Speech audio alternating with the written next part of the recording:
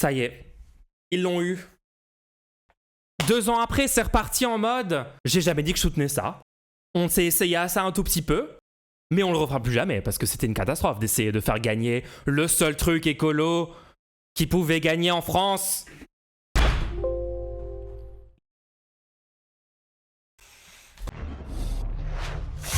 Bon alors les gens, est-ce qu'on se regarde le Thinkerview?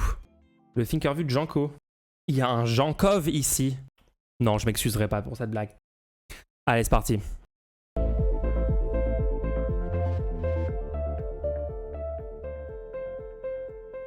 Jean-Marc Jancovici, bonsoir. Bonsoir. Nous vous recevons pour une chaîne internet qui s'appelle Thinkerview. Nous sommes en direct. Est-ce que vous pouvez vous présenter succinctement? Jean-Marc Jancovici, aux dernières nouvelles de sexe masculin. Cancel. D'entrée de jeu. Désolé les gens, on va pas pouvoir continuer la vidéo. Jean-Marc Jancovici transphobe qu'on fait. Pourquoi il dit ça à MDR? Non mais j'en sais rien, mais c'est marrant. Dernière nouvelle de sexe masculin. À part trader dans ce studio. Le wokisme soulevé par Jancovici. Mélenchon, ah c'est Mélenchon qui a détruit leur micro. Ah oui, c'est parce que Mélenchon était passé juste avant. Donc du coup, il a juste gueulé dans le micro et ça a littéralement détruit. Probablement. Pendant 1000 ans, on va dire de la même chose. Je suis à mes heures perdues enseignant et à mes heures encore plus perdues, j'écris de temps en temps quelque chose qui essaye de compenser le 4 sur 20 que j'ai magistralement reçu à l'écrit du bac de français il y a très longtemps. Félicitations. Donc, monsieur Jancovici, Jean-Marc, on a... Je suis désolé, mais le fait de se souvenir de ses notes du bac, c'est problématique. Hein. Je suis désolé, il y a un surfocus de malade en France sur les notes au bac, sur les diplômes, sur l'école, sur le truc, genre... Le mec a littéralement quoi, genre 60 ans, il a toute une carrière derrière lui et tout, et il est toujours en train de... Ouais, je sais pas, MDR, comment ils font, ouais. Non, mais après, j'exagère bien sûr, enfin ok, si vous parlez des notes du bac, il n'y a pas de problème. Moi, c'est surtout le surfocus sur le truc de l'école et tout. On a décidé de vous faire venir aujourd'hui pour parler sobriété, décarbonation peut-être un peu, mais surtout... Pantalon framboise, je cancelle perso. Ah, moi je dis on peut comprendre. Moi je dis on peut... Non, on peut comprendre le drip. Je vais pas être catégorique pour cancel ce pantalon. Non, franchement, je pense que ça va. Après, c'est quelle texture de pantalon? Est-ce que c'est les pantalons genre un peu velours avec les lignes? Non, ça a pas l'air d'être ça. Je pense que ça aurait été mieux peut-être si ça avait été ça. Ouais, je suis pas sûr. Hein. Je suis pas sûr. Drip ambigu. La différence entre une sobriété voulue et une... Toujours mieux que le canapé vert pomme pourri. Sobriété subie. Au moins, t'es d'accord avec moi qu'il est vert pomme. Je prends. C'est quoi? C'est Bruno Le Maire qui nous fait des discours économiques que tout va bien, que l'inflation va partir comme elle est venue. Est-ce que nos politiques sont pas trop déconnectés? Ah ouais, Sky, il commence dès le début, quoi. Juste, ça y est, genre, il est full monologue de typique. Inflation, crise de la dette, conflit israélo-palestinien. Des réalités physiques que ça implique d'avoir une décroissance ou une déconsommation. Alors pour commencer par le début de la question, en fait, les questions de Sky, le présentateur de Thinkerview, après qu'il pose sa question, vous pouvez juste dire ce que vous vouliez dire de base, en fait. C'est pas du tout... Il y a zéro corrélation entre la question posée initialement et ce que va dire l'intervenant après. L'intervenant va juste arriver et dire son avis et son discours qu'il a envie de dire sur Thinkerview. Et la question initiale, ça va être en fait un truc tellement flou, tellement global et tout, que ensuite tu peux dire ce que tu veux. Et c'est littéralement zéro corrélation entre la réponse et la question. Depuis que je m'intéresse à la question des économies d'énergie, puisque la sobriété c'est une branche ou un embranchement, on va dire, de ces économies, j'ai fini par arriver à une nomenclature qui est la suivante. Quand on cherche à économiser de l'énergie, ou à économiser n'importe quoi en fait, il y a 3 manières de s'attaquer au problème. Il y en a une première qu'on adore qui s'appelle l'efficacité. Alors l'efficacité, en gros, c'est je fais toujours la même chose, j'ai toujours une voiture qui va à la même vitesse, qui contient le même nombre de personnes, plus le canari et le chat, qui a la même autonomie, mais la faire fonctionner consomme moins d'énergie. Ça, c'est dans l'efficacité. Et en fait, on a tous en tête l'idée que, bah oui, si à parc constant et à usage constant, on met de l'efficacité partout, globalement, on arrivera à baisser la consommation globale. Il y a une deuxième branche qui s'appelle la sobriété. Alors la sobriété, c'est je fais plus la même chose. Donc je vais plus en voiture, je vais en train. Donc je change mon usage. Mais au passage, je récupère une économie une déconsommation, on pourrait dire, de quelque chose. Et là, en l'occurrence, si je prends l'exemple de la voiture et du train, c'est de l'énergie. Et puis, il y a une troisième branche des économies d'énergie qui s'appelle la pauvreté, qui est très exactement la même chose que la sobriété en termes physiques, sauf que la sobriété, j'ai été acteur de mon changement, alors que la pauvreté, je subis. Dit autrement, je suis sobre si délibérément je me dis quand même c'est vachement sympa de prendre le train, je vais avoir le temps de lire, etc. Et puis à l'arrivée je louerai un vélo et ça sera très bon pour mon cardio. Et c'est très différent de dire j'ai plus de quoi payer le plein dans ma voiture et alors que j'avais strictement pas l'intention du tout de prendre le train ou de prendre un vélo ou de marcher à pied ou de renoncer à mon déplacement, je vais le faire quand même mais de façon subie. Donc en fait la différence entre la sobriété et la pauvreté, c'est juste une affaire, j'ai envie de dire sociale ou comportementale ou mentale. C'est pas une affaire physique, c'est exactement les mêmes traductions physiques, sauf que dans un cas de figure, j'agis, dans l'autre cas de figure, je subis. Politique, quoi, ouais, ok, bon. Avant, il utilisait un autre mot que pauvreté dans cet argumentaire, non? Je sais plus. Et peut-être. Effectivement, quand on est dans un contexte dans lequel il y a une contrainte globale qui va s'appliquer. Peut-être il parlait de subi au lieu de pauvreté, peut-être il disait moins explicitement pauvreté. Alors prenons l'exemple de l'énergie, puisque c'est le cas aujourd'hui en Europe, il y a une contrainte globale qui s'applique, Pourquoi il y a une contrainte globale ? Qui s'appliquait déjà avant la guerre en Ukraine et qui s'applique encore plus depuis la guerre en Ukraine, qui est qu'il n'y a plus assez dans le monde de production de pétrole pour tous les gens qui en voudraient, il n'y a plus assez de production de gaz pour tous les gens qui en voudraient. Alors le gaz c'est plutôt régional, donc il n'y a plus assez de production de gaz en Europe, on va dire, etc. Et quand on regarde la consommation énergétique de l'Europe, en fait, elle a subi une inflexion très brusque en 2006, qui est juste avant le pic de production du pétrole conventionnel dans le monde. Le pétrole conventionnel, c'est tout ce qui n'est pas les sables bitumineux et le pétrole de schiste. Bla bla bla bla, oui, on sait. Et juste après le pic de production de gaz dans la mer du Nord, qui à l'époque faisait plus de la moitié de l'approvisionnement. Honnêtement, j'ai l'impression que ça fait 10 ans que j'entends parler du pic de production de pétrole, 2006, blablabla, genre... Ouais, pour l'instant, son discours est pertinent, non, je ne capte pas où est le problème. Non, en vrai, il n'y a pas de problème, Je suis juste en train de bitcher parce que j'ai entendu 400 000 fois ces trucs-là, mais oui, j'attends juste que ça arrive à un point. Mais oui, pour l'instant, je suis d'accord avec tout ce qu'il a dit. L'approvisionnement gazier de l'Europe. Donc l'Europe, elle est en décrue énergétique subie depuis le milieu des années 2000, on peut appeler ça une récession, on va dire. Donc ça se traduit par des flux physiques qui baissent. Et après, selon la manière dont l'INSEE va comptabiliser les services, ça va se traduire par une récession ou pas. Et pour le moment, on a trouvé tous les artefacts qui allaient bien pour que ça se traduise. BPT, c'est bien plus tard, le début est cool, mais vu et revu. Bah franchement, si t'as un timestamp, à partir de où je peux commencer, je suis hyper chaud, hein, parce que... Ça, je pense que même la plupart de vous dans le public, vous avez déjà entendu tous ces arguments, non? Ça fait longtemps qu'on parle de tout ça, mais peut-être pas en vrai, hein, peut-être pas. Pas par une récession, mais si on regarde les flux physiques, par exemple le nombre de mètres carrés qu'on construit par an, le nombre de tonnes qu'on charge dans les camions, etc., l'Europe est en décrue physique, la production industrielle, enfin tous ces trucs-là, en fait, on est en décrue subie depuis on va dire de quelques pourcents. C'est pas quelque chose de massif à ce stade. Et ça s'est également traduit d'une certaine manière par l'érosion du pouvoir d'achat des Français, dont le revenu disponible diminue depuis 2010. Donc ça fait plus de 10 ans qu'en moyenne, donc sauf à part... Ok, moi j'ai une question par rapport à ce qu'il est en train de dire. Est-ce que... Ok, subi.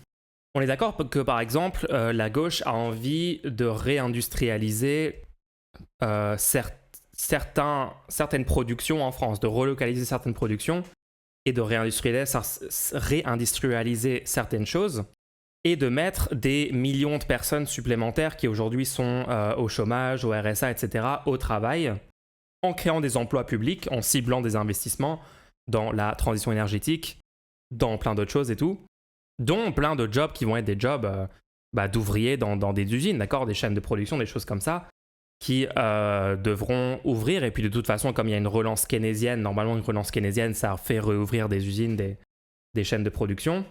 Donc quand il dit l'Europe baisse sa production de façon subie, dont la France et tout, et ce qu'il est en train de dire, ça serait impossible de faire un truc comme ça parce qu'on aurait un manque d'énergie primaire sous forme des énergies fossiles qu'on importe et sous forme de la production électrique qu'on est capable d'avoir sur le territoire. Parce que j'ai pas l'impression que ça serait impossible de faire ces choses-là, d'accord? Déjà, malgré tout ça, le PIB français, même si j'ai des critiques pour l'indicateur PIB, mais le PIB de la France continue d'augmenter. même depuis le pic dont il parle de 2006, ça continue d'augmenter, le PIB, donc techniquement, et même pas juste le PIB, genre le stock de richesse de la France, quand même, techniquement, si vous comptez tout le monde, hein, je compte la bourgeoisie et le prolétariat, donc je compte les milliardaires et tout, techniquement, le stock de richesse qui appartient déjà à l'État français, plus à tous les citoyens français, tout le patrimoine, en gros, de tout ce qu'on peut considérer comme français, des entreprises françaises, de tout, a augmenté quand même entre-temps. Donc le pays est devenu quand même... Le pays n'a quand même jamais été aussi riche, au sens large. Et donc, est-ce qu'on peut pas utiliser cet argent pour justement acheter, par exemple, s'il nous manque des matériaux pour faire certaines chaînes de production, s'il nous manque des matériaux pour faire des investissements, pour je sais pas, construire des hydroliennes, des éoliennes offshore, des lignes de train, j'en sais rien, peut-être qu'il nous manque des choses. On peut utiliser cette richesse supplémentaire pour se les payer, non? Et donc quand même relocaliser de la production. Enfin, j'ai l'impression qu'il y a un truc un peu doomer dans sa description du fait qu'à cause de ce pic énergétique, on est contraint à ne pas augmenter. Je suis pas sûr. Hein. Il a débunk l'affirmation selon laquelle il était favorable au programme écologique de Mélenchon. Dans ce truc-là? Bon, bah on va parler de ça alors. 1,35,30. Ah, merci BPT. Pour comprendre ce que dit Jean Covici, il nous faudra écouter ses 14 dernières interventions ainsi que lire ses 2 derniers ouvrages. Pas envie d'aller à des raccourcis et de réduire à quelques extraits son propos. Il ne faut pas réduire à cette simple intervention le génie de cet homme. Je sais pas si on peut dire ça, Fernel. Mais en fait, on peut très bien critiquer ce qu'il est en train de dire dans une vidéo, même sans avoir lu l'ensemble de son œuvre. Hein. Là, désolé, je vais être cohérent avec mon point de vue sur ça. Ça veut dire que peut-être qu'il va dire des choses là qui contredisent des choses qu'il a dit autre part, mais donc, du coup, c'est de sa faute. Il a qu'à être clair dans son propos. Hein. Là, je sais pas, il a 2h36 pour développer, donc je pense que c'est déjà assez complet comme truc. Mon avis, c'est qu'il fait juste le constat que l'on subit déjà une pénurie et qu'il faut s'adapter au changement au lieu de foncer dans le mur via le plan de relance économique qu'ils ont présenté au Shift Project, par exemple. Ah, c'était un troll, ok. Ok, non, là, c'est moi qui suis problématique. Je contribue à la fin du second degré en France. Non, mais je me suis dit, Fernel, en fait, dans ma tête, c'était possible que tu sois un premier degré en mode Jean Covici est un génie. désolé, je sais que c'est insultant du coup, mais pour comprendre ce que dit Jean-Co, il faudra écouter ses... oui, faites des copies pasta. Pour comprendre ce que... Ok, vas-y, on va au timestamp que t'as dit, BPT. Je me suis fait avoir par ma propre règle, en fait. Je me fais avoir par mon propre standard. Ça y est, tout part en couille. Actuellement, ils sont un peu plus engagés Bon, on a skippé du coup la première heure et demie, hein, désolé. Dans la contribution à la collectivité que si juste on leur avait augmenté leurs impôts. Voilà. Donc il faut bien voir que... Ou que le taux d'inflation augmenterait. Donc en gros, il faut bien voir que quand on dit « Ah, ce triste sire est en train de souhaiter qu'on augmente les prélèvements obligatoires », le triste sire est juste en train de dire « Ne raisonnons pas dans le contexte du passé, qui de toute façon, il est parti, il a disparu, c'est fini, c'est comme ça, voilà, je suis désolé. Raisonnons dans le contexte tel qu'il va se présenter à l'avenir, et c'est dans le contexte tel qu'il va se présenter à l'avenir qu'il faut prendre nos paris et faire nos arbitrages. C'est dans ce contexte-là, c'est pas dans le contexte du passé. » Pardon. Non, mais t'y crois, non, mais on va se parler. T'y crois. Mais j'ai pas d'autre alternative. Qu'est-ce que je fais sinon? T'y crois à quoi? À la transition écologique? Je sais pas, on se fait une grosse fiesta. Mais non, la grosse fiesta, qu'est-ce qu'elle suppose? Elle suppose qu'on est capable de préserver son îlot de bonheur dans un monde qui part à la dérive. Je te retourne la question, t'y crois? Non. Bah voilà. Dooming. Non mais Sky, il me fait tellement rire, quoi. C'est vraiment l'archétype du doomer. Non mais vous pensez vraiment qu'on peut améliorer les choses? Mais crise de la tête, crise énergétique, pic pétrolier, effondrement. Vous pensez vraiment qu'on peut... Moi, j'y crois pas. Non, mais là, sérieusement, vous pensez qu'on va tous faire la fête, que ça va bien se passer? On va tous mourir. Donc, on n'a pas d'autre alternative que de se dire, c'est quand même ça qu'on va essayer de faire. Tu mets un billet dessus ou tu mets pas un billet? Non, je mets pas un billet parce que... Tu mets une caisse de pinard? Je mets 150 litres de kérosène. Non? Allez, ouais. On va retourner au troc. Non, parce que je suis pas du tout sûr que ce que je fais va servir à quelque chose. Je dis juste... mangé par les asticots dans 30 ans, non? Oh putain! Ah oui, d'accord, ok, BPT, je vois pourquoi tu m'as donné ce timestamp. C'est littéralement, genre... Littéralement, on va tous mourir, c'est même plus une blague. C'est même plus... Genre, j'essayais de parodier le truc pour le pousser à l'extrême. En fait, non, il est littéralement en train de dire... Ton cadavre sera rongé par des asticots, La vie n'a aucun sens, en fait. On va tous, à un moment, être retournés un état de poussière, pourquoi même essayer de faire quoi que ce soit? Pourquoi il fait des interviews sur une chaîne YouTube s'il pense que c'est foutu?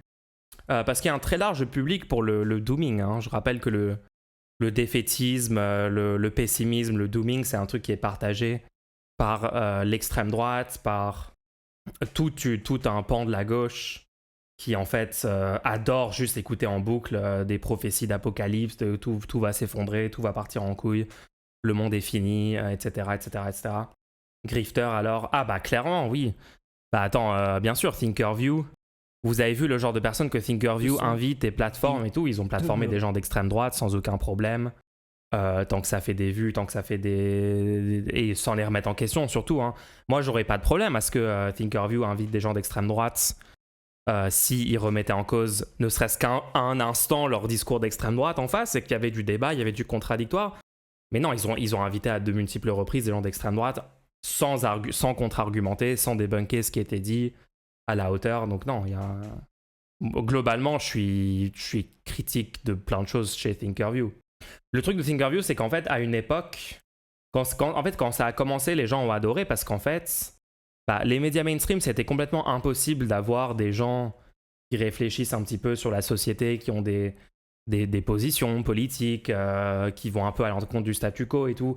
C'était complètement impossible qu'ils développent leurs idées dans les médias mainstream parce que les médias mainstream, c'est des trucs méga courts, c'est des petites interviews de 10 minutes, maximum 1 heure, mais en étant constamment interrompu et changer de sujet toutes les 2 secondes, avec des pauses pour la pub. Le format était juste impossible pour approfondir quelque chose dans un format genre vidéo, interview, échange et tout. Et en fait, donc il y avait une demande pour ça dans les gens. Et Thinkerview est arrivé et a fourni du contenu. Oui, il y avait des... Moi, franchement, j'ai écouté au début Thinkerview à fond et je trouvais ça génial. Et c'était en fait génial. Hein. Il y avait des interventions où on laissait la personne approfondir pendant 2 heures, 3 heures, argumenter, donner son point de vue, sans être coupé toutes les 2 minutes, sans avoir à répondre à l'agenda des chiens de garde, des médias mainstream habituels et tout. Et non, il y a eu plein de bons aspects. C'est juste quand ils commencent à inviter des gens d'extrême droite sans remettre en question que là, on se demande, attends, c'est quoi Est-ce qu'on peut être un petit peu conséquentialiste sur l'impact de ce qu'on est en train de faire avec une chaîne d'1 million d'abonnés qui fait des centaines de milliers de vues et tout. Et encore une fois, j'ai pas de problème à inviter l'extrême droite. Par principe, c'est juste, il faut le contredire, sinon vous êtes juste en train de plateformer. Et ils invitent des gens d'extrême droite parfois qui sont littéralement inconnus du large public. Donc, je sais pas, t'as une chaîne d'1 million d'abonnés, tu plateformes littéralement un mec inconnu d'extrême droite qui va ensuite pouvoir utiliser ça pour développer son audience et répandre des idées ultra néfastes sur Internet. Non. J'avais plein d'espoir au début, puis ils ont commencé à poser les pires questions de merde. Oui, bon, il y a ça aussi. Après, c'est pas le problème principal. Hein. Les questions éclatées, en fait, c'est pas vraiment grave d'avoir des questions éclatées. Ce qui compte, c'est que les réponses soient de qualité. Hein. Mais moi, j'aimerais bien que les intervenants soient plus prêts aussi à débattre avec Sky et de pas juste laisser passer quand ils posent une question qui a des sous-entendus et des présupposés assez idiots comme ce qu'il vient de dire là, par exemple, hein, sur tout est foutu, machin.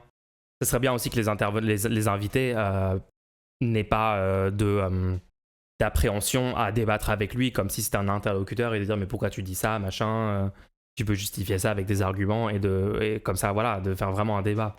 Comment avoir des bonnes réponses quand on te demande si tu sortirais avec une top modèle MDR? Ouais, ça c'est un petit peu bête, ouais. Oui. À l'époque c'était ouf, mais petit à petit tu remarques les trucs bizarres, ouais. Thinkerview est juste devenu la caricature de Thinkerview. C'est vrai qu'ils sont devenus un peu le même d'eux-mêmes, hein. Ils sont vraiment devenus genre... Tous les pires aspects ont été accentués, ouais. C'est pas faux, hein. Ça s'est empiré récemment. Les doomers survivalistes doivent kiffer cette chaîne. Ouais, c'est vraiment ça. Mais de toute façon, il y a tout ce public-là, les gens qui adorent parler H24 de l'effondrement, regarder du contenu là-dessus, regarder des séries, Apocalypse et tout. De toute façon, les humains ont toujours été fascinés par ça. Hein. L'apocalypse, la fin du monde, regarder toute la culture autour des zombies, tous les films d'Apocalypse, 2012, les cyclones, les tempêtes, les catastrophes naturelles, les astéroïdes qui explosent la Terre, la Lune qui se rapproche de la Terre. C'est juste qu'en fait, faut pas faire de parallèle avec ça et le changement climatique qui est en fait un vrai truc. Et le changement climatique, ce n'est pas la fin du monde, c'est juste que on est en train de lentement empirer les conditions de vie des humains et ça va devenir de plus en plus invivable pour des milliards de personnes dans les décennies qui viennent, lentement, et il faut tout faire pour réduire au maximum cet effet-là et s'adapter et réduire les causes et tout ça, quoi. Mais ça, c'est un truc, c'est le vrai monde, en fait. Ça, c'est pas la même chose que de parler de l'apocalypse ou de l'effondrement ou autre chose comme ça. C'est un peu la ligne éditoriale de RT, non? On invite absolument tout le monde, tout se vaut, liberté d'expression, même pour les fachos. En fait, faudra vraiment comprendre à un moment que vouloir maximiser la liberté d'expression, ce n'est pas autoriser toute expression à être exprimée sans limite. Et en fait, tout le monde peut comprendre ça en réfléchissant 2 secondes. Si vous arrivez... imaginez, vous êtes une personne noire. Vous arrivez dans une pièce plein de suprémacistes blancs qui ont une liberté d'expression totale d'exprimer des opinions racistes contre les noirs. Est-ce que votre liberté d'expression est garantie dans ce contexte-là? Est-ce que vous vous sentez libre de vous exprimer dans cette pièce? Non. On comprend très bien que pour garantir la liberté d'expression maximale pour tout le monde, il faut interdire certaines expressions. D'ailleurs, dans la loi, c'est le cas, d'accord? Vous n'avez pas le droit de faire des menaces de mort, vous n'avez pas le droit d'appeler à la haine de certains groupes et tout. C'est parce que du coup, ça diminue la liberté d'expression d'autoriser ça. Encore une fois, c'est une position pro-liberté d'expression de ne pas laisser certaines expressions être exprimées. Mangayo, Thinkerview, je trouve ça très confus comme média. À la suite, t'as une personne super calée, puis juste après, une catastrophe comme Zemmour ou Aberkan. Hyper dur de savoir si on peut se fier à ce qu'on entend, si on connaît pas les personnes interviewées. Ouais, je suis d'accord, ouais. Je suis d'accord. Sky est pénible à poser des questions en mode « moi je sais, on se comprend pour se mettre en valeur ». Oui, il y a un truc cringe où il pense ne pas pouvoir être remis en question. C'est pour ça que je dis que les invités devraient être plus prêts à genre débattre avec lui quand il dit de la merde ou quand il fait de la merde. Mulch, tu dis ce que dit Jean Covici depuis 40 ans. C'est pas vrai, c'est lui qui m'a copié. CF, le paradoxe de Popper. Ouais, la tolérance, ouais. Moi, c'est ce que je dénonce. Ce n'est pas mon point de vue, je me suis mal exprimé. Sky est très branché crypto-monnaie et espionnage. Je sais pas c'est quoi ses takes sur ces trucs-là, mais c'est quoi ses positions sur les crypto-monnaies? Parce que brancher crypto-monnaie, je sais pas ce que ça veut dire. Hein. En plus, les crypto-monnaies sont littéralement en train de mourir, donc je sais même plus pourquoi c'est pertinent. C'est le pire intervieweur qui fait genre qu'il est le personnage qu'il représente, juste la commu, mais il adore faire le malin. Ouais. Mais il n'empêche que... Ah, 30 ans, non. Dans 55. Quel âge? Dans 55. 55 ans? Ah ouais. Dans 55 ans, je serais bouffé par... Non, je plaisante. Non... Humanisme, quoi. Pardon? Quand tu seras augmenté un petit peu, que on pourra sauvegarder ta conscience? Non, heureusement. Non. Est-ce qu'on pourra faire une intelligence artificielle avec ta voix pour se raconter des blagues avant de dormir? Non, avec ma voix, non. Non. C'est parce que quand je l'écoute, ma voix, je me dis toujours, je sais pas comment on fait pour la supporter. Bon. Ah non, mais elle est vachement agréable. Surtout dans les embouteillages, c'est un vrai régal. Ça augmente le stress dans les embouteillages. Donc, non, ça le diminue. Ah bon. Mais donc la réponse, c'est... Jean Covici est juste en mode... c'est bon, genre, tu peux fermer ta gueule maintenant. Genre, c'est vraiment les discussions avec les boomers habituels en soirée qui vont faire des petites remarques. Meilleur contenu.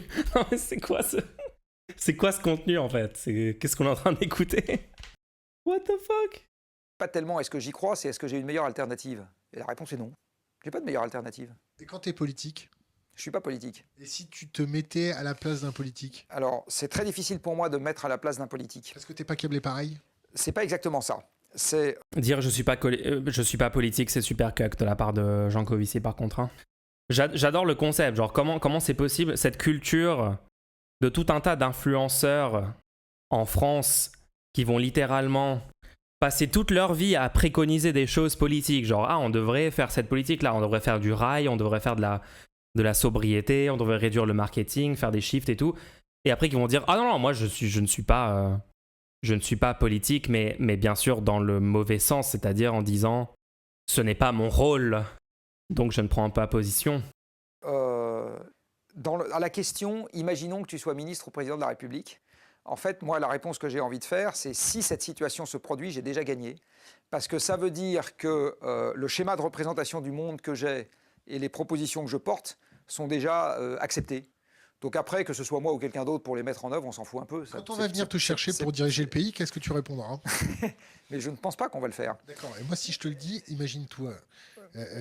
Bon, ça part en sucette, le gouvernement, il court le 9 secondes il court le 100 mètres en 9 secondes. Ils ont pris un billet pour aller prendre l'asile politique quelque part. Dans son esprit, il cherche juste des solutions techniques à des questions. Oui, en fait, c'est ce que tout le monde fait. Hein. Moi c'est ce que je fais aussi, hein. Je cherche des solutions techniques à des questions.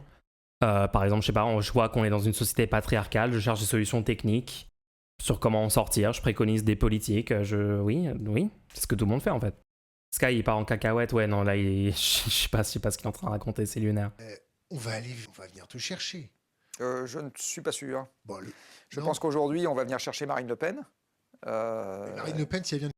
Pourquoi tout le monde a cette take en ce moment, les gens? Tout le monde est en train de dire Le Pen va arriver au pouvoir, ça sert à quoi?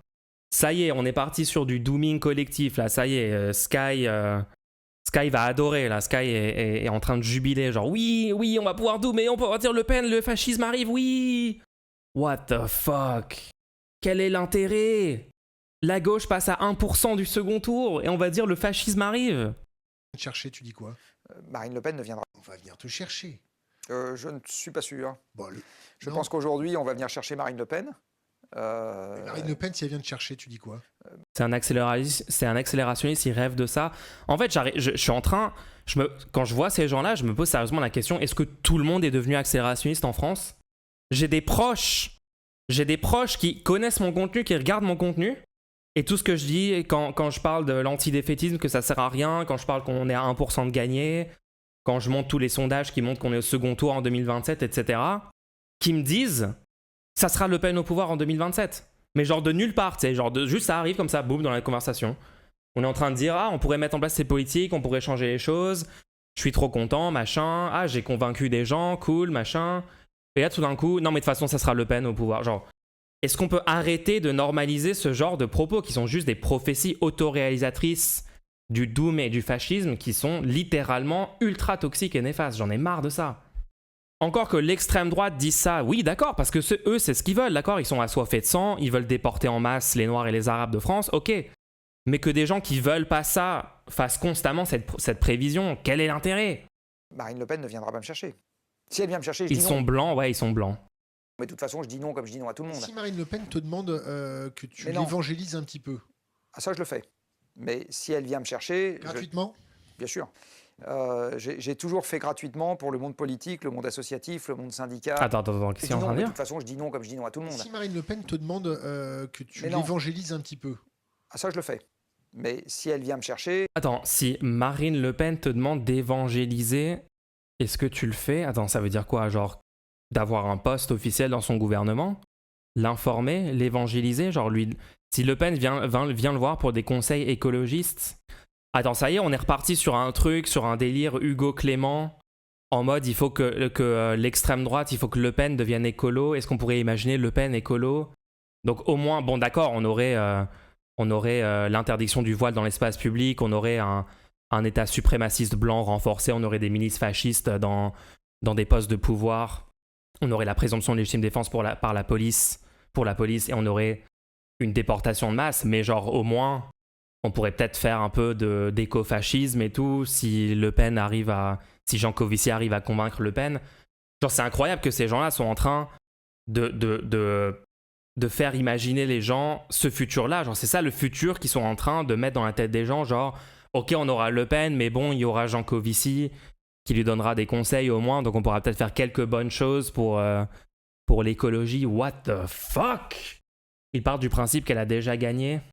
Non mais Dose, bien sûr que Le Pen écolo, c'est mieux que Le Pen pas écolo. Non mais vous êtes tarés les gens, vous êtes complètement tarés. Ok, ça y est, genre tout le monde est en train de céder au dooming. Oh, j'avais tellement raison.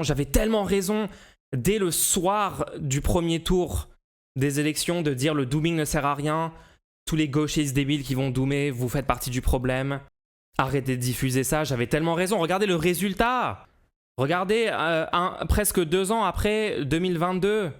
Et le passage à ça de la victoire. Et l'arrivée en tête aux législatives, etc. Regardez l'état dans lequel ça met les gens. C'est fou. Tu peux arrêter de dire tout le monde, s'il te plaît? Oui, non, c'est pas tout le monde. Mais sur Internet, c'est quand même extrêmement présent. Hein. L'extrême droite ne peut pas être écologiste. L'écologie, c'est incompatible avec la droite et encore plus avec l'extrême droite. Bah oui, bien sûr qu'ils vont jamais faire une politique écologiste. Enfin, leur proposition, c'est littéralement d'enlever toutes les taxes sur l'essence, sur les voitures. Ce sont de donner encore plus de pouvoir à la bourgeoisie qui évidemment n'a pas du tout envie d'un changement de statu quo sur le fonctionnement du système écologique qui mène à la crise climatique. Donc non, c'est absurde de penser que c'est une possibilité. Ça n'a aucun sens. Pourquoi les gens pensent que c'est une possibilité? Gratuitement? Bien sûr.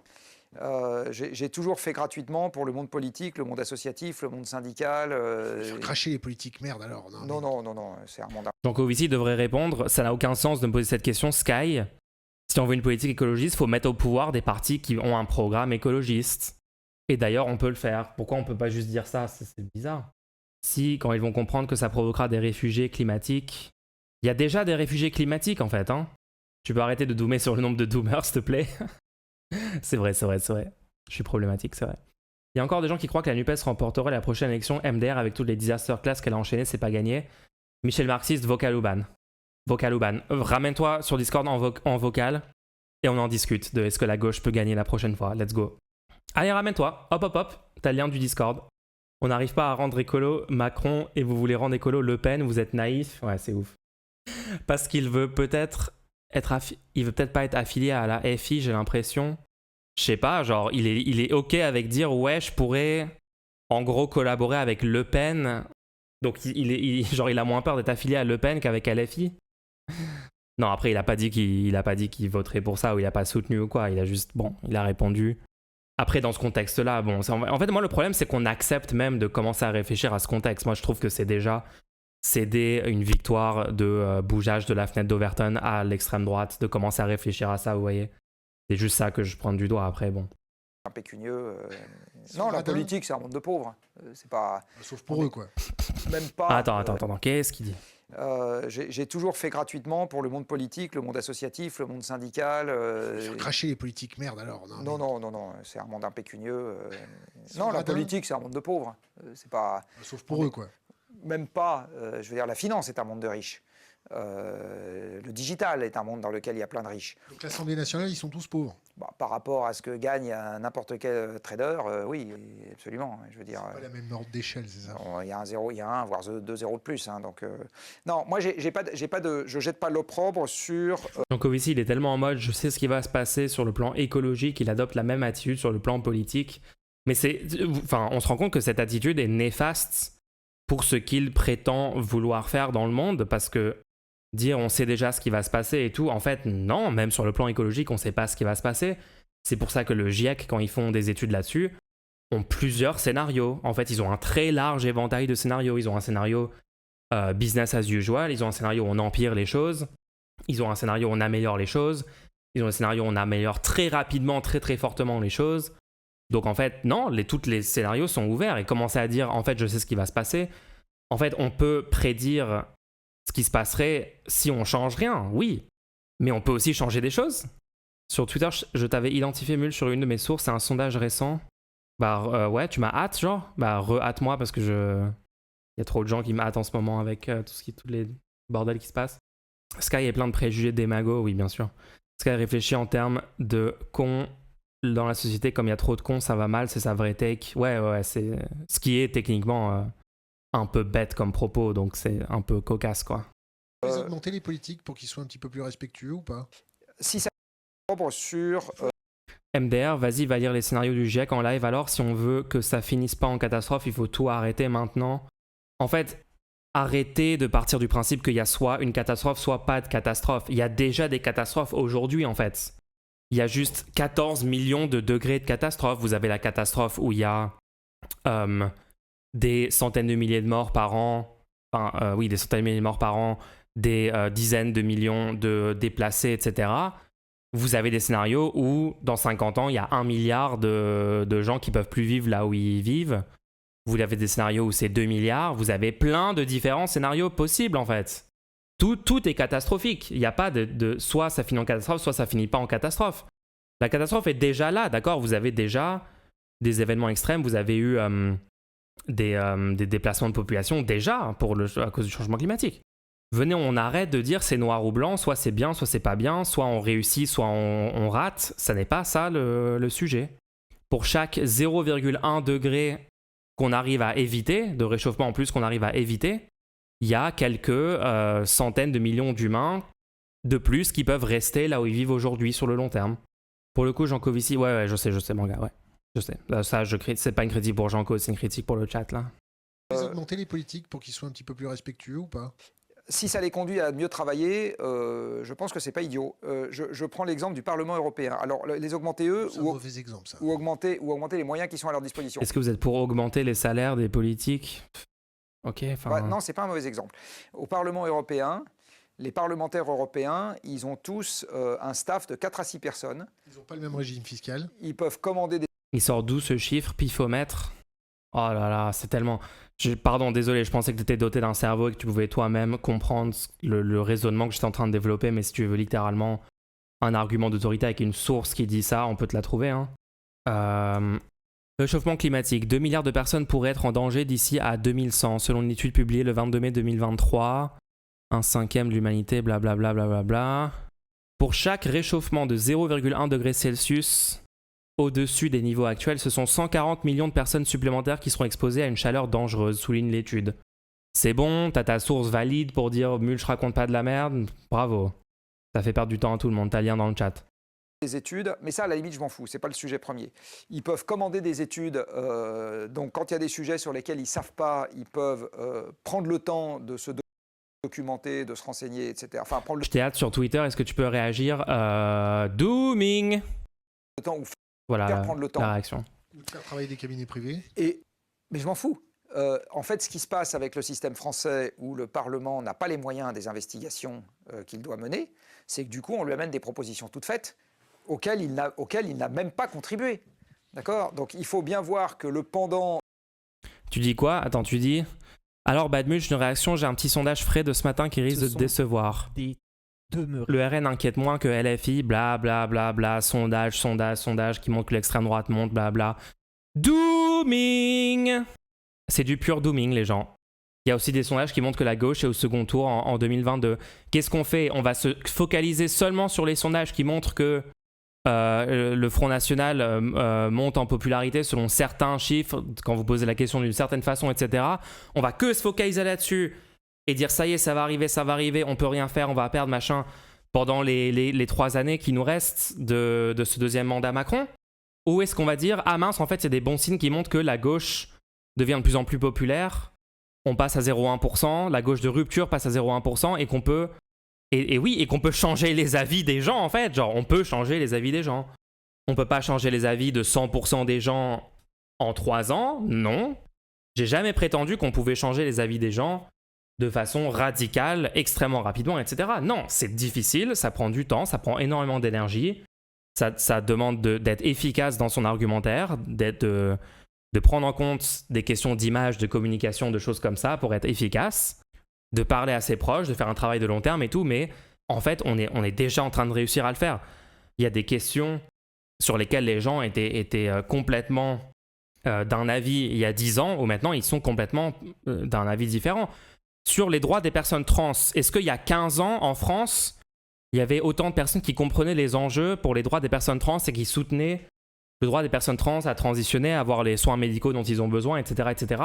Pas du tout. On a réussi à mettre ce sujet-là dans le débat public, on a réussi à convaincre les gens, expliquer les tenants et les aboutissants, et maintenant, vous avez bien plus de personnes qui comprennent tous ces trucs-là et qui sont favorables à ça, et qui sont pas transphobes, alors qu'il y a 15 ans, je pense que genre littéralement 100% des gens étaient transphobes, à part si vous étiez vraiment dans la petite minorité de gens informés sur le sujet et qui avaient remis en question le statu quo et l'idéologie dominante là-dessus. C'est juste un exemple, mais pareil sur les droits des LGBT au sens large, pareil sur le féminisme. Barbie est un film méga populaire, alors qu'il y a 20 ans, je pense que les mêmes messages auraient été bien moins populaires. Donc bien sûr, il y a plein de changements culturels que les progressistes sont en train de remporter. Le changement climatique, il n'y a jamais eu autant de gens qui reconnaissent la dangerosité, les enjeux du problème et la nécessité de changer de système économique pour pallier à ça. Donc c'est fou, quoi. On est en train de gagner le combat idéologique de long terme. Et vous êtes là à me sortir genre des sondages spécifiques qui, soi-disant, montreraient que l'extrême droite est en train de monter plus vite que la gauche ou je ne sais quoi. En fait, venez, on se focalise sur changer la vie des gens. C'est le seul travail qu'on a à faire, en fait. Il n'y a pas d'autre chose à faire entre maintenant et les prochaines élections. Le Pen a annoncé à 30% pendant 5 ans et 23% à la fin. Mélenchon est annoncé à 8% quelques mois avant l'élection et au final, il fait 22%. Vraiment, hein, ça je le dis à chaque fois, mais j'ai l'impression que personne arrive à se défaire de cette propagande des médias mainstream. Genre, arrêtons juste de croire bêtement que les sondages sont valides alors qu'à chaque fois ils sont démentis et la gauche fait genre 2 ou 3 fois plus que ce qui est dit dans les sondages qui sont faits pendant le milieu du quinquennat. Ils dépensent leur énergie à militer pour le FN littéralement. Non, mais il y a des gens qui sont littéralement pro-extrême droite qui mettent ça en avant. Il y a aussi des gens de gauche, doomers, qui juste sont pas stratégiques, quoi, c'est tout. Qui se laissent avoir, en fait. Rappelle que le défaitisme est la strate numéro 1 des médias mainstream de la droite pour faire perdre la gauche. Tant qu'ils arrivent à nous faire croire qu'il n'y a pas de chance qu'on gagne, il y a bien plus de chances qu'on ne gagne pas et qu'eux gagnent. Hein. Bien fait, c'est pas qu'ils sont invalides, c'est que ces sondages ne permettent pas de faire ces conclusions-là. Ouais, on dit pas qu'ils sont invalides. Mulch a raison, vous croyez que les Ukrainiens, ils en seraient là s'ils n'avaient pas eu le bon état d'esprit? Ouais, l'état d'esprit fait tellement, c'est tellement central en fait, la gauche néglige ça, mais même, c'est même pas juste en politique, c'est juste dans la vie, genre votre état d'esprit a un tel impact sur ce que vous allez faire dans votre quotidien, sur vos approches, sur est-ce que vous pouvez vous épanouir et accomplir vos rêves et accomplir vos objectifs et tout, c'est très important. Salut Happy Collapse. Perso, je ne peux pas m'empêcher de doomer pour les animaux qui disparaissent tous les jours de plus en plus vite. L'humanité, c'est autre chose. On récolte ce qu'on sème. Je vais pas pleurer. Mais je suis d'accord, stratégiquement, c'est du contre son camp, le dooming. Alors là-dessus, je peux te donner des bonnes raisons d'espérer. Un programme qui... On n'a jamais eu un programme qui écrit noir sur blanc dans le programme que 100% des fermes-usines en France seront interdites du jour au lendemain si le parti arrive au pouvoir. On n'a jamais eu un programme comme ça qui était aussi proche de gagner des élections et qui techniquement est arrivé en tête dans les dernières élections. Les législatives, je rappelle, la NUPES est en tête et la NUPES propose ça. Donc un programme comme ça n'a jamais été aussi populaire. Je pense qu'il n'y a jamais eu autant de personnes convaincues par l'antispécisme. Il n'y a jamais eu autant de véganes qui deviennent véganes parce qu'ils sont convaincus que le spécisme n'est pas valide et en fait les droits des animaux doivent aussi être pris en compte, etc. etc. Ça n'a jamais été aussi populaire. On a regardé, quand on a discuté avec Louis Boyard l'autre jour, Louis Boyard a totalement validé le point de vue antispéciste et a dit oui, c'est super important, et dit publiquement qu'il fait des efforts pour arrêter de consommer de la viande et maintenant du poisson. Enfin bon, faudra attendre qu'il y ait une simulation VR de poisson en train de se faire électrocuter pour qu'il change d'avis là-dessus. Mais voilà, et il le dit publiquement, et il bouge le curseur, ainsi que toute la gauche actuelle. Il y a de plus en plus d'influenceurs qui parlent de ça et tout. Donc, non, Happy Collapse, je suis d'accord que le statu quo est horrible pour les animaux, mais on est en train, petit à petit, de faire des progrès et on va gagner cette lutte sur le long terme si on continue, c'est tout. On est en train de le faire. Un député français n'a pas 6 personnes à sa disposition pour creuser les dossiers, les analyser, faire des études d'impact, etc. C'est que ces trucs-là arrivent déjà faits avec des méthodes que les députés n'ont pas le temps de réfuter de l'extérieur dans le temps qui leur est imparti. Pré-mâché, prédigéré, prédigéré. Donc en fait, il faut bien voir que si on veut un pouvoir politique qui ait les moyens de sa mise à niveau, à un moment, il faut lui en donner la capacité. D'accord, donc ça, c'est pas quelque chose qui me gêne. Ça me gêne. Puis quand on porte sur ses épaules le destin du pays, qu'on soit rémunéré à l'égal de quelqu'un qui a un poste de cadre dans le privé, ça me choque pas du tout. Ce qui me choque beaucoup plus, c'est... Moi, je pense qu'il devrait y avoir des augmentations des rémunérations des élus, mais que pour LFI. Et la droite, on devrait baisser les rémunérations. La rémunération devrait être proportionnelle à l'intérêt général soutenu par les élus. La meilleure cause n'étant gagnée que pour des mauvaises raisons, les animaux seront sauvés quand les gens n'auront plus les moyens d'acheter de la viande. Non. C'est tout ce qui fait qu'on exerce ce métier, avant tout par ambition personnelle, et pas avant tout... mais quand je dis ambition personnelle, c'est le goût du pouvoir et le goût de la lumière et le goût des projecteurs, beaucoup plus en général que le goût de l'argent. Si on a le goût de l'argent... C'est pas, ouais, si on a le goût de l'argent, on fait pas ce métier-là. On peut peut-être se positionner pour avoir une deuxième carrière dans le privé et monnayer le carrière. Juste, ouais, ce que dit Jean Covici c'est techniquement vrai. Hein. Les gens qui vont critiquer les rémunérations et tout, il y a certains aspects peut-être qu'on peut critiquer sur ça, mais dire oh les députés gagnent 6 000 € par mois, ils sont déconnectés et tout, enfin il faut arrêter avec ces arguments qui sont vraiment pas bons. Hein. Parce que surprise, les députés qui défendent des changements dans votre intérêt, la 6ème République, etc., sont aussi dans les institutions parce que c'est nécessaire si on veut du changement d'être dedans et donc touchent aussi ces rémunérations-là. Donc si vous pensez que ça disqualifie quelque chose de toucher des rémunérations de 6 000 € par mois, voire plus, vous allez du coup critiquer ces gens pour ça, ce qui n'a plus aucun sens. C'est juste pas des bons arguments. Venez, on n'utilise pas des mauvais arguments pour faire ces critiques. Attention au côté hyper démagogique de la critique des rémunérations des politiques, ouais. Puis en plus, techniquement, oui, il y a des arguments comme quoi s'ils étaient payés moins, peut-être que les gens qui veulent corrompre les politiciens, les élus en rémunérant, peut-être qu'ils auraient encore plus d'incitation à prendre de l'argent et tout. Enfin bon, c'est juste pas... Venez, on parle pas de ça. Il est intéressant de s'intéresser à ces sondages car ça nous évite de réfléchir à ce qu'on a fait sous le gouvernement de Le Pen à ce qu'on fera sous le gouvernement de Le Pen. Ok, non. Dooming. L'adresse de la France. Mais non, on n'est pas. Il suffit de regarder ce que deviennent les anciens députés. Ils ne sont pas monnayables dans le privé. Qu'est-ce que tu veux leur faire? Un type qui a été député pendant 20 ans, tu vas l'embaucher dans une boîte qui fait des pièces détachées pour l'automobile ou dans une boîte qui distribue des hamburgers, tu vas lui faire quoi? Donc en gros, ils se mettent à être responsables du lobbying, c'est ça qu'ils font, ils sont aux affaires institutionnelles, ou etc. La bonne planque, quoi. C'est pas tellement la bonne planque, c'est qu'ils ne sont pas employables sur le reste. C'est juste ça le sujet. Alors quand ils avaient une profession libérale, ils y retournent. Avocats, médecins, etc. C'est du reste pour ça qu'on en a beaucoup qui sont avocats, médecins, etc. au Parlement. Avocats, parce qu'avec l'expérience de politique, ils deviennent avocats. C'est pas ça, c'est que c'est leur filet de sécurité. C'est-à-dire que s'ils retournent à leur vie civile, ils retrouvent leur job. Bon, c'est le pire débat, c'est quand même... Enfin, on est tous preneurs d'un filet de sécurité. Hein. Je leur jette pas la pierre pour ça. Voilà. On a un filet de sécurité pour notre population si ils anticipent pas, ils font pas correctement leur boulot. Pour une partie de la population, non.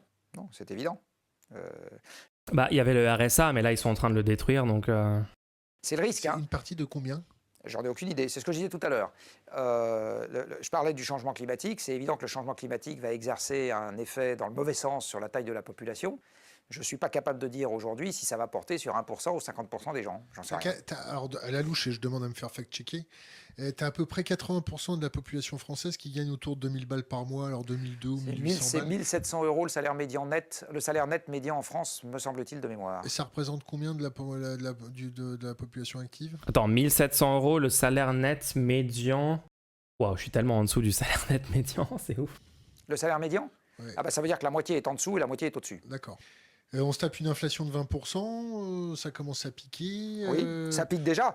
Les achats alimentaires en volume ont baissé. Ils ont perdu, ils n'ont pas baissé, ils ont perdu 14%. C'est baissé, quoi. Ah oui, c'est beaucoup baissé, oui. C'est pas ralentir. Ils ont perdu 14% en 2 ans. Ralenti, non. C'est pas ça s'arrête de monter ou ça s'est... Non, 14%. Puis alors quand on voit la courbe, c'est bon. Donc ça commence déjà à piquer. Bon, alors... Tant que cette inflation alimentaire, elle fait que les gens, ils arrêtent d'acheter du coca et des pots de pâte à tartiner que je ne nommerai pas. Ok, Michel Marcis, vraiment, genre, je t'ai dit, vocal ou ban, j'étais sympa, j'ai exagéré en disant ça, bien sûr, mais viens discuter avec moi si tu veux parler de ça, mais est-ce qu'on peut passer à autre chose dans le chat, s'il vous plaît? Genre, merci. Vraiment, genre, je suis chaud d'en discuter, je suis hyper chaud d'en discuter, encore une fois, mais pas dans le chat. Soda sucré et...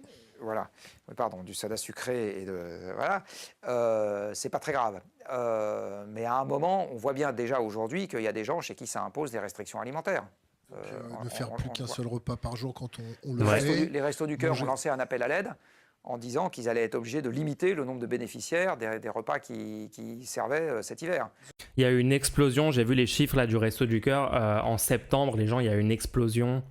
Ça, c'est les trucs à ressortir quand vous avez des libéraux ou juste n'importe quel droitard qui vous dit en fait les Français sont de plus en plus riches, les gens vivent très bien, etc. Juste vous leur sortez ça. L'exercice 2022-2023 voit une forte augmentation du nombre de repas distribués et du nombre de personnes accueillies qui atteignent respectivement en septembre 2023 170 millions de repas et 1300 personnes. En septembre 2023, 1300 personnes en France ont dû prendre à manger auprès des Restos du Cœur. J'ai dit quoi? J'ai dit 1 300 000 personnes. J'ai dit quoi? J'ai l'impression que j'ai dit de la merde. Cette hausse s'explique par la crise économique augmentant le nombre de familles précaires. 1 300 000 personnes, les gens. Hein. Oui, ok, non, pardon, je suis fatigué. 1 300 000. Pourquoi j'ai dit 1300? 1 300 000, les gens, en septembre 2023.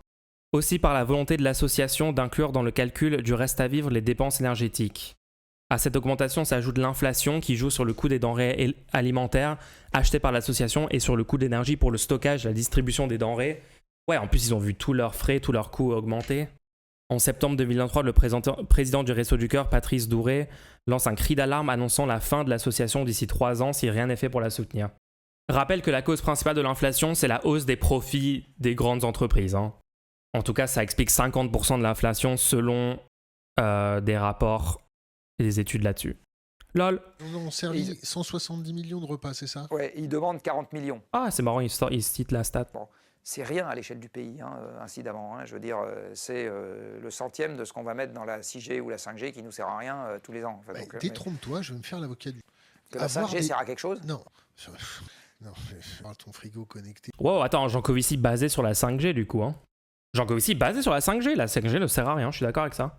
D'ailleurs, en fait, ça n'a pas été déployé la 5G vraiment. Là, on est où le déploiement de la 5G? Parce que je me souviens, je m'étais intéressé à ça il y a quelques années quand c'était le truc de hype du moment de parler de la 5G. Et juste quand on étudie technologiquement le truc, on se dit, mais attends, mais ça peut pas être déployé en fait. Ou alors dans certaines zones très spécifiques. Mais 5G en France, tout savoir sur la 5G, où est-ce qu'on en est là-dessus? Les débuts timides de la 5G en France 2021, 5 avril 2023, c'est le truc le plus récent que je vois. Le déploiement de la 5G s'accélère avec des stratégies différentes selon les opérateurs. Plus de 30 000 sites 5G opérationnels. En vrai, ça va être rien 30 000 sites parce que vu la densité d'antennes, la densité de sites qu'il faut pour avoir un réseau 5G, je sais pas quel pourcentage du territoire c'est, mais ça doit être que dalle. Hein. Free déploie largement la 5G via ses fréquences basses dans la bande des 700 MHz. Si celle-ci dispose d'une grande portée, ce qui permet de couvrir des zones très étendues, elles offrent des débits bien moins importants que les fréquences moyennes. Bah, c'est littéralement pas de la 5G alors, c'est de la fausse 5G. Justement, la 5G, c'est dans les hautes fréquences. C'est les hautes fréquences qui permettent d'avoir des vitesses plus élevées. Mais parce qu'ils ont mis l'étiquette 5G sur toute la gamme, en fait, de technologies. Bon, c'est grandement du bullshit, en fait. Hein. Sauf les nouvelles fréquences, mais elles, c'est difficile, très, très, très difficile de les déployer réellement. Et oui, ça sert à rien. Littéralement, ça nous permet littéralement juste d'avoir de la vidéo 8K au lieu d'avoir du 1080p avec de la 4G, quoi. Bravo. Trop bien. Incroyable. BPT, ils ont sauvé la face en annulant le projet mais en gardant juste le nom. Ouais, j'ai l'impression que c'est ça qui s'est passé littéralement. Pour pouvoir dire si, on l'a fait la 5G. Regardez, en fait c'est juste la 4G. J'avais vu comme quoi la 5G permet d'économiser de l'électricité mais pas sûr de l'info. En fait non, parce qu'à l'échelle de la société, il va falloir que t'en mettes genre bien plus et ce surplus d'antennes et ce renouvellement total du parc d'ailleurs pour que tous les smartphones aient des antennes 5G, toutes les devices et des antennes 5G, en fait tout ça consomme plus d'électricité au final. Hein. C'est encore le truc de mais individuellement ça consomme moins pour le même débit, mais en fait comme t'en mets beaucoup plus, c'est comme le truc de on a des voitures qui sont 30% moins consommatrices pour le même nombre de kilomètres parcourus. Mais en fait, on a juste bien plus de voitures et des autoroutes plus larges et moins de trains et trucs comme ça, quoi. Donc au final, on consomme plus. Pour te dire, bon, ça perd son charme. Non, et maintenir un bon seuil de pauvreté, ça dit à celui qui travaille encore, hop, tu vas accepter ta baisse de salaire, tu vas accepter tes conditions de travail parce que même donner à manger si tu ne te c'est évident que ça peut être dévoyé, ce genre de truc. C'est évident. C'est un risque, hein. C'est un risque. Après, il faut bien voir une chose quand même. Après, la 5G millimeter wave, c'est full débile, c'est celle qui se fait bloquer par les arbres, à part dans les endroits hyper fréquentés peut-être. Exactement, c'est ce que je disais. C'est que littéralement, si vous avez votre main entre l'antenne et entre l'antenne émettrice et l'antenne réceptrice, genre vous baissez largement toute l'efficacité de la 5G. Enfin, ouais, il y a juste beaucoup trop d'obstacles. Et du coup, oui, ça peut être utilisé, je sais pas, dans un stade où tu payes une antenne au centre du stade et donc tout le monde peut avoir du réseau malgré la forte densité de population. Ouais, peut-être, ouais. D'accord, mais concrètement, non, ça marche pas. Il ne faut pas vendre partout. Non, exactement. Je ne vais pas tresser une couronne de laurier au patronat, mais l'essentiel des petits patrons qui essayent de faire marcher leur boîte. L'essentiel des patrons, c'est des petits patrons, et c'est pas des gens qui sont dans l'envie des... J'aime pas ces trucs comme ça, genre l'essentiel la majorité des travailleurs travaillent pour des grosses entreprises en fait. D'accord, la grosse majorité des ce qu'on appelle entreprises comme entité légale, c'est des petites entreprises ou des moyennes entreprises. Mais attendez, est-ce qu'on peut juste regarder quel pourcentage pourcentage des travailleurs français qui travaillent dans les boîtes du CAC 40. C'est-à-dire les 40 plus grosses entreprises en gros. Hein. Et c'est seulement 40 entreprises. Ça fait combien? On peut avoir cette stat? Ok, j'arrive pas à trouver cette stat. Enfin bref, la plupart des travailleurs, par exemple la grosse majorité, vont travailler dans des entreprises avec plus de 500 salariés notamment. C'est quoi la définition de moyenne entreprise déjà? C'est quoi le maximum pour être moyenne entreprise avec ces catégories-là? 250. Donc au-dessus de 250, c'est une grande entreprise en fait. Donc attendez, pourcentage des travailleurs en France dans des grandes entreprises. Alors regardez ça. En France, il y a 5,5 millions d'entreprises, c'est-à-dire d'entités juridiques ayant la personnalité morale. Les grandes entreprises représentent 0,01% des entreprises, mais emploient 30% des salariés. Ah, j'aurais dit que c'était plutôt 50%. Hein, j'aurais pensé que ce serait encore plus. D'accord, donc 30%. Donc il y aurait quand même 70% des salariés dans les boîtes à moins de 250 salariés. Ah, c'est moins concentré qu'aux États-Unis, j'ai l'impression. Hein. Je lisais les stats pour les US récemment et les grosses boîtes sont plus concentrées encore. Que pèsent réellement les PME, les TPE en France? Part du chiffre d'affaires réalisé par les TPE PME, c'est 36%. Donc ça veut dire que vous avez 0,01% des entreprises qui sont des grandes entreprises, mais elles réalisent 64% du chiffre d'affaires des entreprises. Pour 0,01% des entreprises. On est d'accord que c'est TPE, PME, puis ensuite c'est grandes entreprises. Hein. C'est ça les catégories, hein, je pense. Part des salariés travaillant en TPE, PME, c'est 49%. Attends, je comprends pas. La somme fait pas 100. 50% dans TPE, PME et les ETI et grandes entreprises. Attends, c'est quoi ETI? Entreprises de taille intermédiaire, ça doit être ça? Les grandes entreprises représentent quant à elles respectivement 23 et 27% de l'effectif salarié. D'accord, donc il y a aussi, il y avait aussi une taille intermédiaire, il y avait ETI. Entreprise, ETI, juste je vérifie. Non, donc du coup, le stat, quand j'ai dit 70%, quand j'ai dit 64%, machin, là, pour les grandes entreprises, c'était pas ça. Entreprise taille intermédiaire, entre 250 et 5000 salariés, d'accord.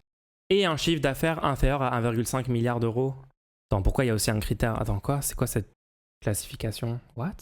Si tu prends les PME, TPE qui sont en fait des sous-traitants de grosses entreprises, ça doit être très élevé. Ouais, en plus, il y a ça qui biaise aussi le truc, oui. Ouais. Enfin bref. Mais l'essentiel des petits patrons qui essayent de faire marcher leur boîte. L'essentiel des patrons, c'est des petits patrons. Et ce n'est pas des gens qui sont dans l'envie délibérée du rapport de force avec les gens avec lesquels ils travaillent. Je veux dire, quand on bosse dans une boîte où il y a 5... Non, ils n'ont pas l'envie délibérée, mais ils sont contraints par le capitalisme, en fait. Hein. Ou même 50 personnes, on n'a pas envie de raser les murs à chaque fois qu'on croise quelqu'un avec lequel on bosse. Donc en gros, l'épreuve de force, c'est déjà l'échec. Globalement, quand même, dans des petites structures comme ça, c'est pas le conflit dont on a envie. Question Internet. Bonjour. Imaginez-vous un mouvement politique écologiste de droite, entre parenthèses, de la vraie écologie, donc. Fermez la parenthèse. Ça n'engage que la personne qui vit des... Alors, c'est rigolo parce que j'en ai parlé avec quelqu'un pas plus tard que ce matin. Qui s'appelle Emmanuel Macron. Pas du tout. Pas du tout. Alors, je vais répondre en creux en disant où est-ce... C'est vraiment genre, non seulement on pose les pires questions quand c'est nous qui nous posons, mais on va aussi prendre les pires questions de la communauté possible et juste, comme ça, il n'y a que les questions de pire en pire qui sont posées. Thinkerview, hein, c'est un concept. Est-ce que je vois les faiblesses de l'offre actuelle? Je vais répondre en creux en disant où est-ce que je vois les faiblesses de l'offre actuelle. L'offre actuelle, elle est dans ce que j'appelle la convergence des luttes. C'est-à-dire qu'en gros, si on achète la partie... Oula, vous sentez la tech catastrophique arriver ou pas? Est-ce que vous la sentez? Est-ce que dans l'air là vous sentez là? Ouh, je le sens. Ouh, let's go. Des luttes. L'offre actuelle, elle est dans ce que j'appelle la convergence des luttes.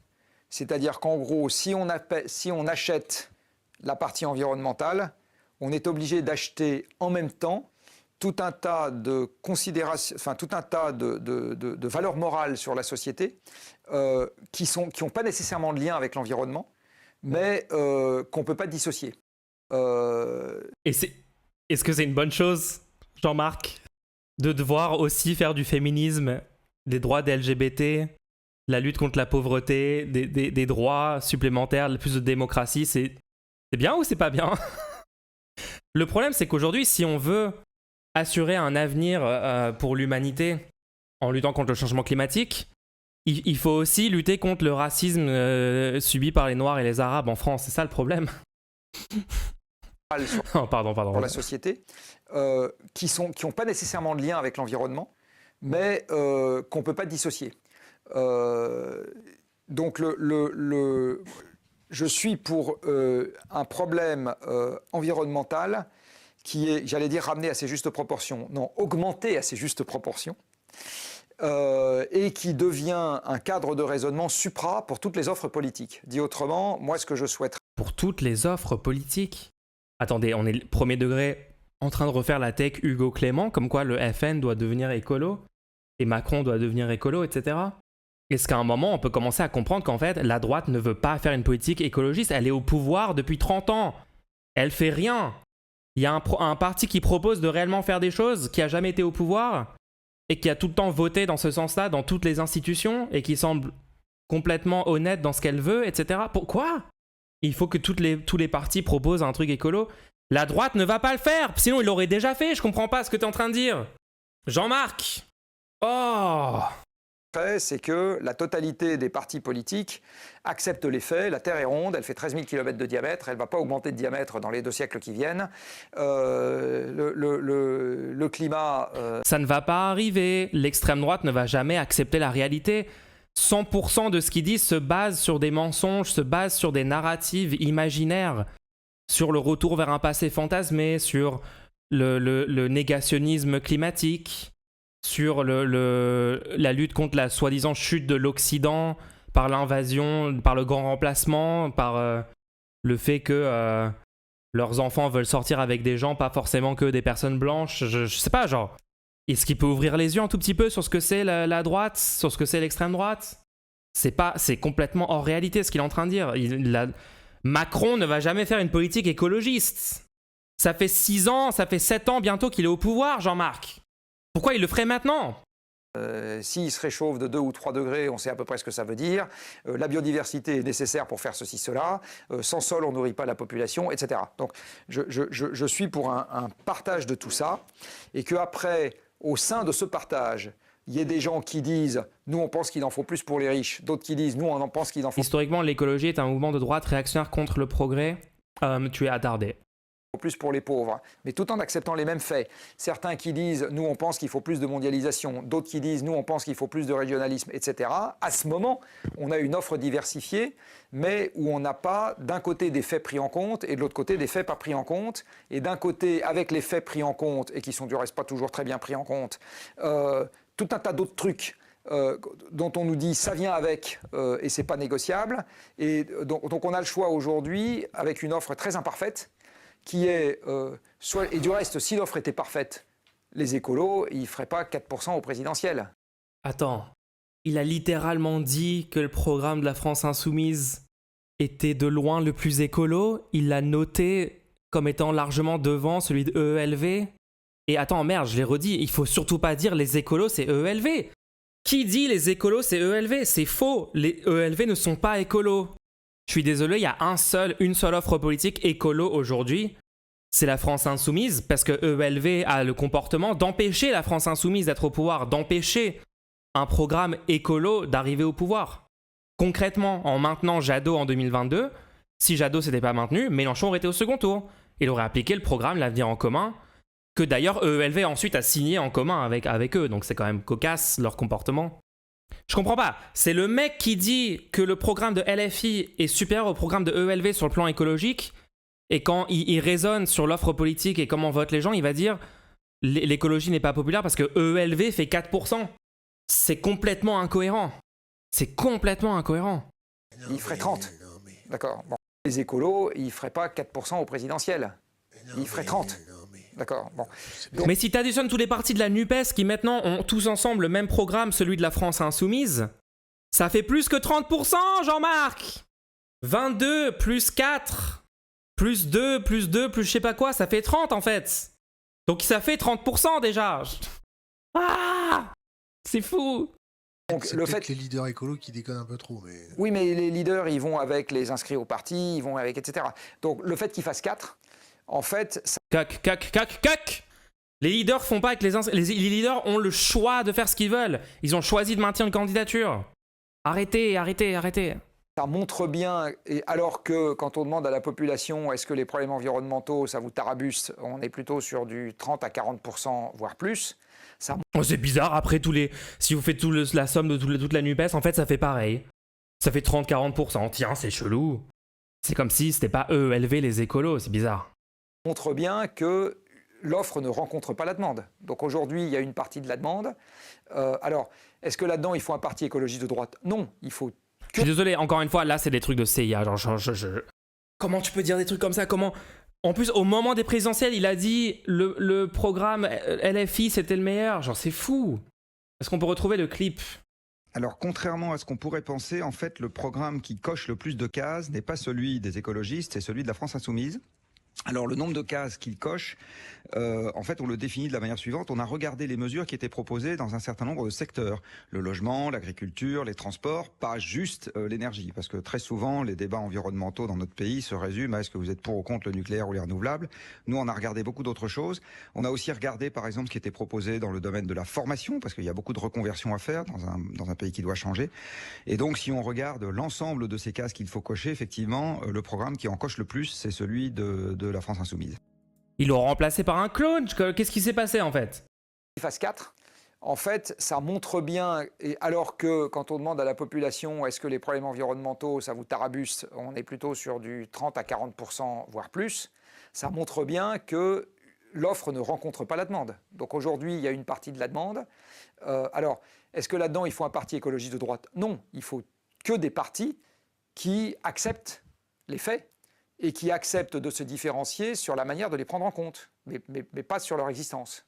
Est-ce que tu as... Pourquoi il faudrait que des partis écolos de droite? Pourquoi même accepter cette question? Il faut juste se moquer de la personne et pas ça. accepterais, toi, de devenir juge de paix aux prochaines élections présidentielles en donnant le label Jean-Marc Janco? Non, il est énergétiquement on s'est risqué à quelque chose d'approchant aux dernières présidentielles. Et puis il y a eu un point rouge sur ta tête en sortant du métro. Pas du tout, mais on m'a fait dire que je soutenais Mélenchon. Bon, c'est qui on? Des médias, je sais pas quoi, enfin bon, bref. C'est qui les médias? Je me rappelle plus de enfin, j'ai vu arriver ça dans le voilà. Ça y est, il est reparti dans la coquerie la plus extrême. Il s'est fait avoir, les gens, ils l'ont eu. Ça y est, ils l'ont eu. Il avait commencé à être un tout petit peu basé, à commencer à dire peut-être quand même, vu qu'on est sur une crise climatique qui va tuer des centaines de millions d'humains sur le long terme, on va peut-être quand même commencer à dire qu'il faudrait peut-être mettre un truc écologiste au pouvoir, quand même, un programme qui propose des changements et tout. Voilà, donc on va dire quand même peut-être le programme La France Insoumise, c'est le meilleur. Il y avait 3 options, Macron, Le Pen ou Mélenchon. Peut-être qu'on peut commencer à dire que voilà, il y a un truc à faire là sur le pouvoir politique en France, il y a un changement à faire. En 2022, et là, 2 ans après, c'est reparti en mode j'ai jamais dit que je soutenais ça. On s'est essayé à ça un tout petit peu, mais on le refera plus jamais parce que c'était une catastrophe d'essayer de faire gagner le seul truc écolo qui pouvait gagner en France.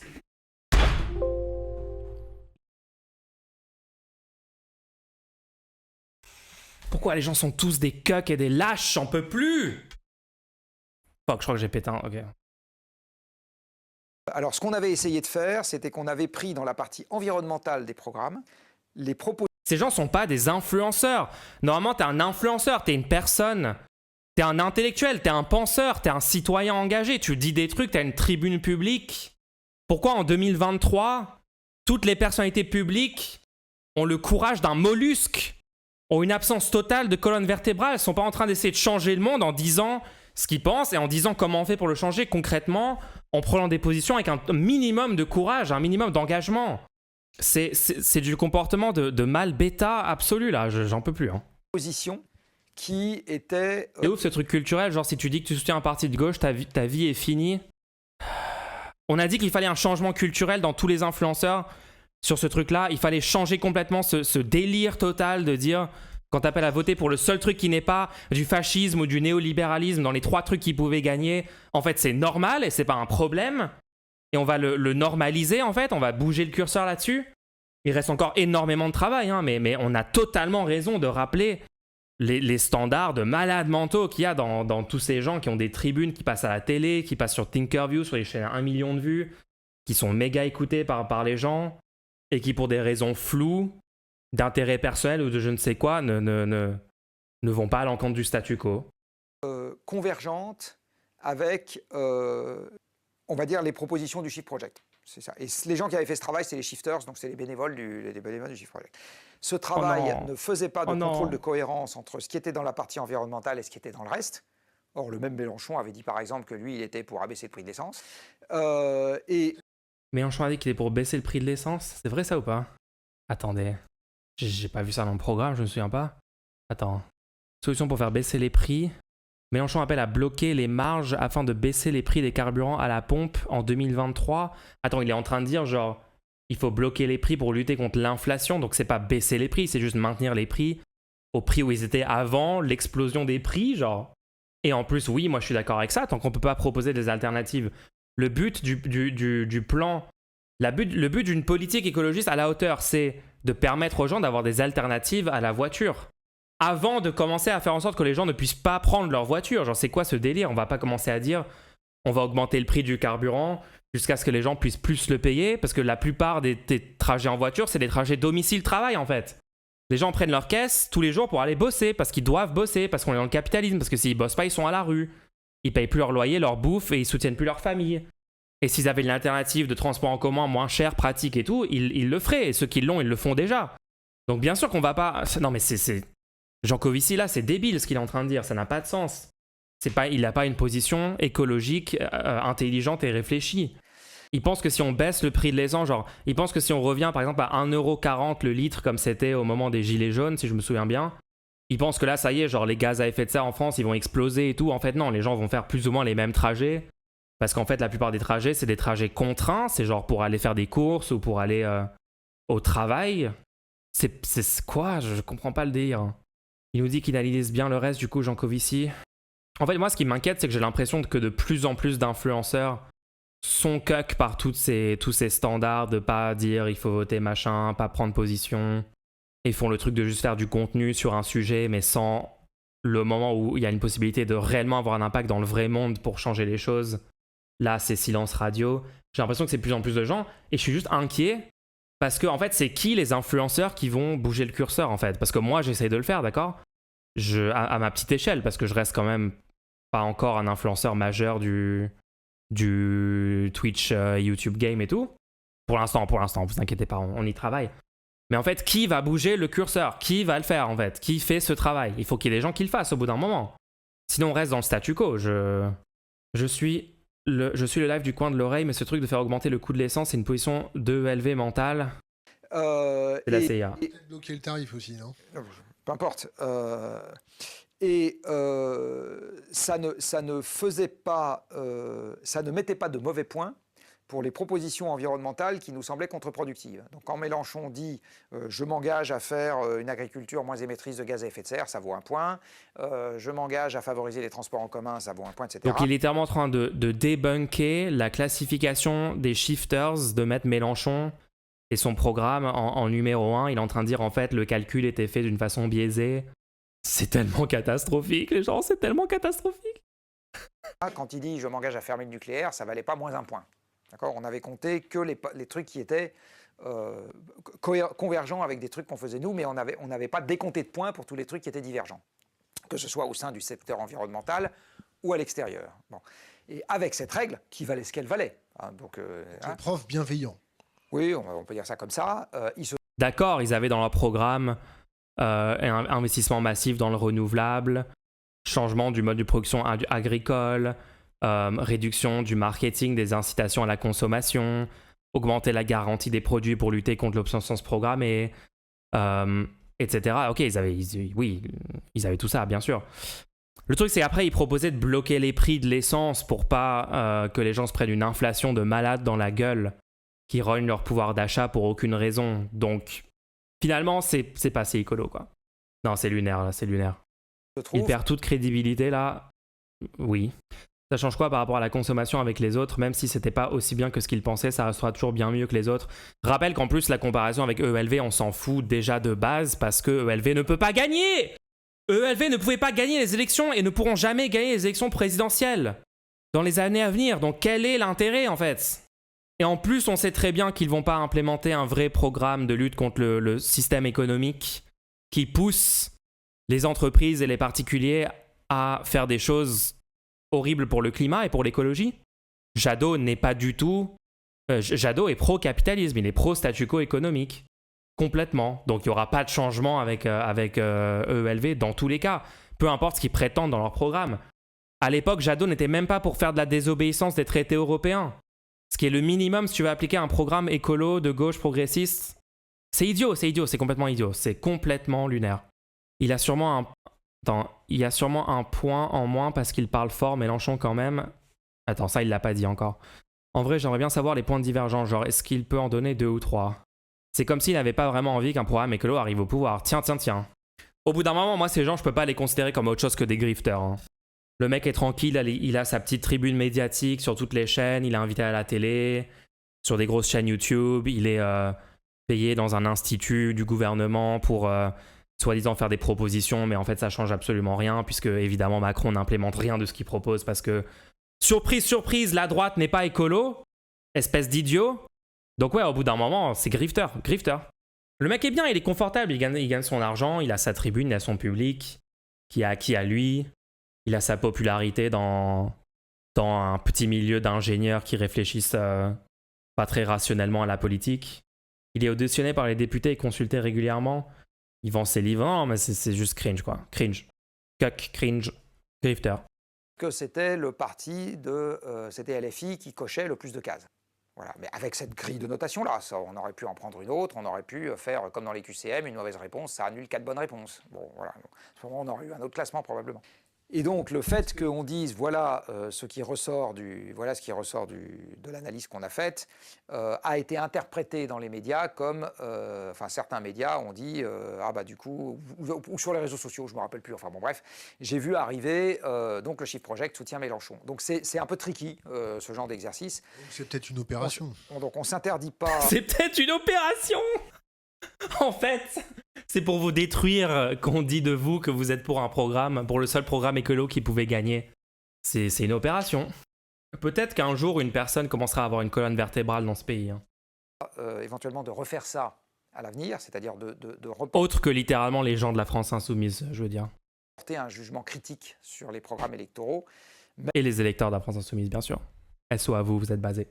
Et on va le faire avec suffisamment de précautions pour être sûr de ne pas voir arriver un retour de flamme qui est on est favorable au vote en faveur de tel ou tel candidat parce que ça ne sera pas le sujet. Question Internet. Pourquoi ne parlez-vous jamais des solutions telles que les batteries à béton gravitaire ou à air comprimé, entre parenthèses, qui régleraient le problème du stockage de l'énergie solaire, ou encore des... En fait, il dit noir sur blanc ce que je dis, c'est-à-dire ils n'ont pas le courage de prendre des positions parce qu'ils ont peur d'être critiqués dans les médias, d'être critiqués par tous les défenseurs du statu quo, du retour de flamme dont il vient de parler. Ouais, donc c'est littéralement ce que je dis en fait. Il démontre exactement ce que je dis. On l'a littéralement contraint à dire que LFI avait le meilleur programme à son propre insu. C'est trop triste, j'ai dû pour une fois dans ma vie utiliser ma tribune pour essayer de changer le monde réellement et pas juste proposer des solutions techniques pendant des années, alors que les pouvoirs politiques en place n'ont aucune intention de les appliquer.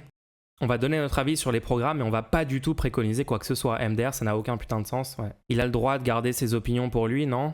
Ah oui, bien sûr, s'il veut aucun changement du statu quo et aucune politique écologiste et il est OK avec laisser crever tous les gens qui vont crever du changement climatique, ouais, il peut garder ses opinions pour lui, ouais.